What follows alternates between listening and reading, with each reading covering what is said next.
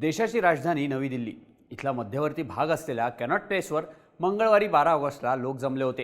या लोकांनी हनुमान मंदिराजवळ आंदोलन आणि नारेबाजी केली। थोड्या वेळानं पोलीस इथे आले आणि त्यांनी आंदोलनकर्त्यांना हटवलं।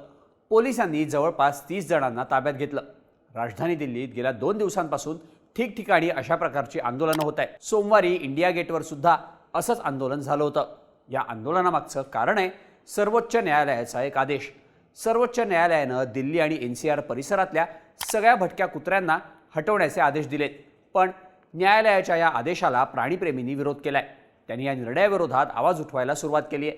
यात आता प्रमुख राजकीय नेत्यांपासून टीव्ही आणि बॉलिवूडच्या कलाकारांचीही एंट्री झाली आहे। या सगळ्यामुळे सर्वोच्च न्यायालयाच्या या आदेशाची चांगलीच चर्चा होते। सर्वोच्च न्यायालयाचा हा आदेश नेमका आहे काय? न्यायालयानं भटक्या कुत्र्यांना हटवण्याचे आदेश का दिले आणि त्याला इतका विरोध का होतोय? सगळ्याची माहिती जाणून घेऊया त्या व्हिडिओमधून। नमस्कार, मी शार्दुल आणि तुम्ही बघताय बोल व्हिडिओ। सगळ्यात आधी भटक्या कुत्र्यांबाबत सर्वोच्च न्यायालयानं काय आदेश दिलाय ते बघूयात। 11 ऑगस्टला सर्वोच्च न्यायालयाचे न्यायमूर्ती JB पारदीवाला आणि न्यायमूर्ती R महादेवन यांच्या खंडपीठानं आदेश दिला। त्यांनी कुत्रे चावण्याच्या आणि त्यामुळे रेबीज होण्याच्या वाढत्या घटनांबद्दल चिंता व्यक्त केली। दिल्ली आणि एनसीआर परिसरातल्या सगळ्या भटक्या कुत्र्यांना 8 आठवड्यांच्या आत शेल्टर होममध्ये नेण्यात यावं। तिथं त्यांची नसबंदी करण्यात यावी आणि त्यांना कायमस्वरूपी तिथंच ठेवण्यात यावं। पकडलेल्या कुत्र्यांना कोणत्याही परिस्थितीत पुन्हा रस्त्यावर सोडू नये, यात कोणताही भावनिक पैलू नसावा। दिल्ली एनसीआरमधल्या नोएडा, गुरुग्राम आणि गाझियाबादमध्येही हे आदेश लागू होतील। या सर्व ठिकाणी भटक्या कुत्र्यांना पकडून त्यांना शेल्टर होममध्ये नेण्यासाठी विशेष दल स्थापन करण्याचा आदेश न्यायालयानं दिलाय। या कारवाईत कोणतीही व्यक्ती किंवा संस्था अडथळे निर्माण करत असेल तर सर्वोच्च न्यायालय त्यांच्यावर कारवाई करेल, असा इशाराही न्यायालयानं दिलाय। आता सर्वोच्च न्यायालयानं असा आदेश देण्यामागचं कारण काय ते बघूयात। भारतासह जगभरात भटक्या कुत्र्यांची समस्या प्रचंड मोठी आहे। वर्ल्ड हेल्थ ऑर्गनायझेशननुसार जगात दरवर्षी 55,000पेक्षा जास्त लोकांचा रेबीजमुळे मृत्यू होतो। यापैकी प्रत्येकी तिसरा म्हणजे 18,000 ते 20,000 मृत्यू हे भारतात होतात। यापैकी निम्म्यापेक्षा जास्त 15 वर्षांखालील मुलं असतात। अभ्यासानुसार 2012 ते 2020 या काळात देशात कुत्रा चावण्याच्या घटनांमध्ये दुपटीनं वाढ झाली आहे। यातल्या बहुतांश घटना या दिल्ली, मुंबई आणि हैदराबाद यांसारख्या महानगरांमधल्या आहेत। केंद्रीय पशुसंवर्धन मंत्री SP सिंग बघेल यांनी 1 एप्रिलला लोकसभेत सांगितलं होतं की 2024 मध्ये देशभरात कुत्रा चावण्याच्या तब्बल 37,15,000 घटना घडल्या होत्या। एका अंदाजानुसार भारतात कुत्र्यांची संख्या 6 कोटींपेक्षा जास्त आहे, जी सातत्यानं वाढत चालली आहे। यामुळे लोकांच्या जीवालाही धोका निर्माण झालाय। देशात यावर्षी महाराष्ट्रात कुत्रे चावण्याच्या सर्वाधिक घटना घडल्या आहेत। त्यानंतर तामिळनाडू आणि गुजरात या राज्यांचा नंबर लागतो। म्हणूनच सर्वोच्च न्यायालयाकडून भटक्या कुत्र्यांबाबत हा आदेश देण्यात आला। आता सर्वोच्च न्यायालयाच्या आदेशाला एवढा विरोध का होतोय ते बघूयात। सर्वोच्च न्यायालयाच्या आदेशाला प्राणी हक्क संघटना पेटानं विरोध केलाय। पेटाचं म्हणणं आहे की बरेच लोक अशा कुत्र्यांना त्यांच्या कुटुंबाचा भाग मानतात। कुत्र्यांना बेघर करणं किंवा त्यांना पिंजऱ्यात ठेवणं हे सायंटिफिक नाही। रस्त्यांवरून कुत्रे जबरदस्तीनं हटवले तर कुत्र्यांना खूप त्रास होईल। दिल्ली सरकारनं श्वान नसबंदी कार्यक्रम राबवला असता तर आज रस्त्यावर कुत्रे दिसले नसते। त्याला अजूनही उशीर झालेला नाही, असं पेटानं म्हटलंय। सर्वोच्च न्यायालयाच्या या आदेशाला विरोध होण्यामागचं आणखी एक कारण म्हणजे कुत्र्यांसाठी बनवण्यात आलेल्या शेल्टर होम्सची वाईट अवस्था। दिल्ली महानगरपालिकेद्वारे कुत्र्यांसाठी अनेक शेल्टर होम्स बनवण्यात आली आहेत, पण त्यांची अवस्था अत्यंत खराब आहे। अनेक ठिकाणी कुत्र्यांना खाण्यासाठी योग्य अन्नाची व्यवस्था नाही किंवा त्यांच्या स्वच्छतेची कुठलीही सुविधा नाही। त्यामुळे या शेल्टर होम्समध्ये कुत्र्यांचे हाल होतील, असं प्राणीप्रेमींचं म्हणणं आहे। त्यामुळे सर्वोच्च न्यायालयाच्या या आदेशाला विरोध होतोय। सर्वोच्च न्यायालयाच्या या आदेशाला राजकीय नेत्यांनी सुद्धा विरोध केलाय। या आदेशाविरोधात गांधी परिवार एकत्र आलाय। यावर विरोधी पक्षनेते राहुल गांधी म्हणाले की सर्वोच्च न्यायालयाचे आदेश अमानवीय आणि विज्ञानावर आधारित नाहीत। या मुक्या प्राण्यांना दूर करून समस्या कमी होणार नाहीत। निर्जंतुकीकरण आणि लस याद्वारे रस्ते सुरक्षित केले जाऊ शकतात। काँग्रेस खासदार प्रियंका गांधी आणि भाजपच्या माजी खासदार मनेका गांधी यांनी सुद्धा या आदेशाचा विरोध केलाय। प्रियंका गांधी यांनी सोशल मीडियावर पोस्ट टाकत भटक्या कुत्र्यांबद्दल चिंता व्यक्त केली। सर्वोच्च न्यायालयाच्या निर्णयाची अंमलबजावणी करण्यात अनेक अडचणी येतील, असा दावा मनेका गांधी यांच्याकडून करण्यात आलाय। सर्वोच्च न्यायालयाच्या या आदेशाविरोधात अनेक सेलिब्रिटी सुद्धा पुढे आले। जान्हवी कपूर, वरुण धवन, जॉन अब्राहिम, रवीना टंडन यांसारख्या कलाकारांनी या आदेशाचा विरोध केलाय। जान्हवी कपूरनं इंस्टाग्रामवर एक भावनिक पोस्ट शेअर करत या विरोधात आवाज उठवला, तर टीव्ही कलाकार रुपाली गांगुली यांनीही सर्वोच्च न्यायालयाच्या आदेशावर टीका केली। भटके कुत्रे केवळ आपले रक्षक नाहीत, तर आपल्या संस्कृती आणि श्रद्धेचा भाग आहेत, असं त्यांनी म्हटलंय. अभिनेता वरुण धवननं इंस्टाग्रामवर स्टोरी टाकत या आदेशाला विरोध केला. तर धनश्री वर्मानं दिल्लीतल्या लोकांना भटक्या कुत्र्यांना दत्तक घेण्याची विनंती केली आहे.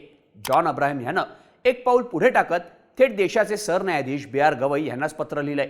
या पत्रात त्यानं सर्वोच्च न्यायालयानं आपल्या आदेशाचा पुन्हा एकदा विचार करावा अशी विनंती केली आहे. अभिनेत्री रवीना टंडननं स्थानिक अधिकाऱ्यांवर भटक्या प्राण्यांचं निर्जंतुकीकरण करण्यासाठी पुरेसे प्रयत्न न केल्याचा आरोप केलाय. जिथं भारतीयांची लोकसंख्या वाढली आहे तिथं या गरीब कुत्र्यांना दोष देता येणार नाही. याचा अर्थ स्थानिक पातळीवर लसीकरण आणि निर्जंतुकीकरण मोहिमा योग्यपणे राबवल्या जात नाहीत असं त्यांचं म्हणणं आहे. आता सर्वोच्च न्यायालयानं दिल्लीतल्या भटक्या कुत्र्यांसाठी असा निर्णय दिलाय. पण देशातल्या इतर भागात भटक्या कुत्र्यांच्या प्रश्नावर काय उपाय करण्यात येत आहेत ते बघूयात. सर्वोच्च न्यायालयानं दिल्लीत अशा प्रकारचे आदेश दिल्यावर राजस्थानातही असेच आदेश देण्यात आलेत. राजस्थान उच्च न्यायालयानं 11 ऑगस्टला रस्त्यांवरचे भटके कुत्रे आणि इतर प्राण्यांना हटवण्याचे आदेश जारी केले. उच्च न्यायालयानं हा आदेश एका सुओ मोटो याचिकेवर दिलाय. राजस्थान उच्च न्यायालयानं जयपूर, जोधपूर आणि उदयपूरमधल्या रस्त्यांवरून भटके कुत्रे आणि इतर प्राणी हटवण्याचे निर्देश दिलेत. आता देशातल्या बहुतेक राज्यांमध्ये भटके कुत्रे आणि रेबीजच्या प्रश्नाला तोंड देण्यासाठी ABC नियम 2023 नुसार पावलं उचलली जातात. पशुसंवर्धन मंत्रालयानं दिलेल्या माहितीनुसार देशात उत्तर प्रदेश आणि कर्नाटकात भटक्या कुत्र्यांची संख्या सर्वाधिक आहे. तर दादरा नगर हवेली, लक्षद्वीप आणि मणिपूरमध्ये रस्त्यावर एकही भटका कुत्रा नाही. केरळमध्ये 2012च्या तुलनेत 2019मध्ये भटक्या कुत्र्यांची संख्या चांगलीच वाढली आहे. तिथे सुमारे 2,89,000 कुत्रे आहेत. मुंबईच्या बाबतीत बोलायचं तर मुंबईत भटक्या कुत्र्यांना आणि मांजरींना खायला घालणं कायदेशीर आहे. पण हे फक्त निवडक आणि स्वच्छ ठिकाणीच करता येतं. 2025च्या आकडेवारीनुसार मुंबईत 90,700 भटके श्वान आहेत. मुंबईत स्वयंसेवी संस्थांच्या भागीदारीनं भटक्या कुत्र्यांची नसबंदी आणि रेबीज विरोधी लसीकरण केलं जातं. पर्यटकांचं आवडीचं राज्य असलेलं गोवा हे देशातलं पहिलं रेबीज कंट्रोल राज्य आहे. गोव्यात 2017 पासून एकही रेबीजचा रुग्ण आढळून आलेला नाही. आता जगातल्या इतर देशांमध्ये भटक्या कुत्र्यांच्या प्रश्नावर कसा तोडगा काढला जातो ते बघूयात. तुर्कीनं गेल्या वर्षी जुलैमध्ये रस्त्यांवरचे सुमारे 40 लाख कुत्रे काढून टाकण्याचा निर्णय घेतला होता. त्या देशात सुद्धा या निर्णयाला मोठ्या प्रमाणात विरोध झाला. पण यावर्षी मे महिन्यात तुर्कीच्या न्यायालयानं सांगितलं की कुत्रे काढून टाकण्याचा निर्णय कायम राहील. अमेरिकेच्या न्यूयॉर्कमध्ये भटक्या कुत्र्यांसाठी ॲनिमल केअर सेंटर्स नावाची संस्था काम करते. ही संस्था कुत्र्यांना शेल्टर्समध्ये घेऊन जाते जिथं त्यांच्यासाठी घरं असतात.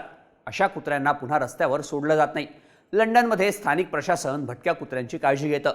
तिथल्या कायद्यानुसार 8 आठवड्यांपेक्षा जास्त वयाच्या सर्व पाळीव कुत्र्यांमध्ये एक मायक्रोचिप असते जी त्यांच्या मालकाच्या फोन नंबरशी जोडलेली असते.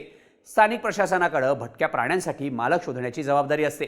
जर मालक मिळाला नाही तर अशा प्राण्यांना काही दिवस स्वतःकडे ठेवण्याचा आणि नंतर त्यांना मारण्याचा कायदेशीर अधिकार सुद्धा प्रशासनाला आहे. सिंगापूरमध्ये ॲनिमल अँड व्हेटरनरी सर्व्हिसेस ही कायदेशीर संस्था भटक्या कुत्र्यांची काळजी घेते.